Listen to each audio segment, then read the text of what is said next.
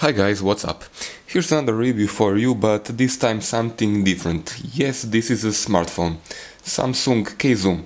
Don't worry, this is not a phone review, I'm actually reviewing a camera built in this smartphone.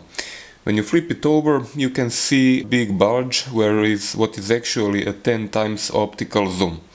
In 35mm equivalent, it covers 24 to 240 millimeters, and that should be more than enough for most amateur needs. The sensor behind the lens is 6x4mm in size with 20 megapixels. This is identical what you get out of most compact cameras on the market. Okay, let's turn it on and let me show you how the shooting interface looks like. On the right side you can see video recording button, photo recording button and also mode button. You get standard auto shooting mode.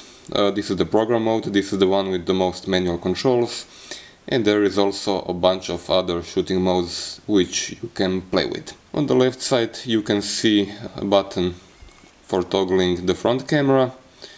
Yeah, that's me, hello world. These are all the main settings. You get control of ISO, you can select between ISO 100 and maximum 3200. This is exposure value compensation. You can select plus or minus 2 exposure values. White balance gives you the standard option, auto daylight, blah blah blah. But the thing that is very nice, it's nice to see it has custom white balance and also Kelvin white balance. Flash options, autofocus mode, macro and standard focus, drive mode, timer options. This is a very nice option. You can select the camera to take a shot at the same place where you focus. Image size, as you can see, maximum is 20 megapixels, but most people will probably use the one over here, 69, because it uses the whole frame. Image quality in 3 levels, auto contrast options, metering. It's nice to have spot metering for some occasions, standard image options, color saturation and so on. This is optical image stabilization, the lens has it. Movie recording sizes, maximum full HD at 60 frames per second. Over here you can see the less used options, camera volume, beep and so on. This camera also has a built-in autofocus assist lamp for low light shooting. Also digital zoom, but you will want to leave it on off. This actually degrades image quality. Autofocus speed and image shooting speeds are actually quite good. As you can see, it focuses maybe in half a second, takes an image and still needs maybe half a second to record it, and then you can shoot another one. Image playback is similar like all other Android devices. You can browse through images, zoom into them using touch interface and so on.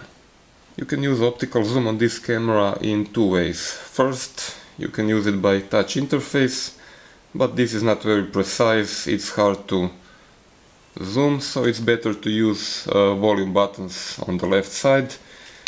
They give you standard compact camera feel and zoom action. As far as image quality goes, I was left with mixed feelings. Images look great on camera display, which is very vibrant and detailed, but when you view them on PC monitor, you can see this is only a compact camera with all the problems they have. They may even look good on full screen, but when you zoom into images, you can see usual problems with noise reduction, since most of the fine details are lost. The lens is not a great performer also. It is fine when zoomed in, but at wide angle corners are really blurry. Take a look at this photo for example.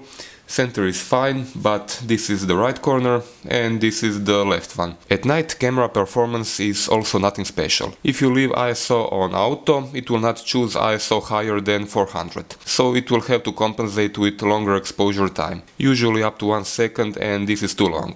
Image stabilization cannot give you steady shot at 1 second. Flare is also quite bad, as you can see. Basically, this is not a camera you would want to use in low light conditions. As far as video recording goes, you can get relatively okay videos in daylight. K-Zoom shows a lack of details and dull colors on default setting, but that can be tweaked with camera settings. Low light video is nothing special, noise is strong and autofocus is a bit slower to lock on. For the end, I can only say Samsung K Zoom is still a compromise. You pay for a $450 smartphone, but image quality is that of $150 compact camera. There is no denying this is a great concept. 10 times optical zoom camera goes everywhere with you, and if you view your images mostly on smartphone, there's nothing to complain. But once you upload them to PC, you can see this is not the real thing. If you value portability and having optical zoom and smartphone in the same device, this might be a good solution. Ultimately, if you had $150 or $200 compact camera until now and was happy with it, chances are you would be happy with this one also. So in that case, go for it. Okay, that's all from me in this video. Subscribe to my channel for more video updates, and thanks for watching.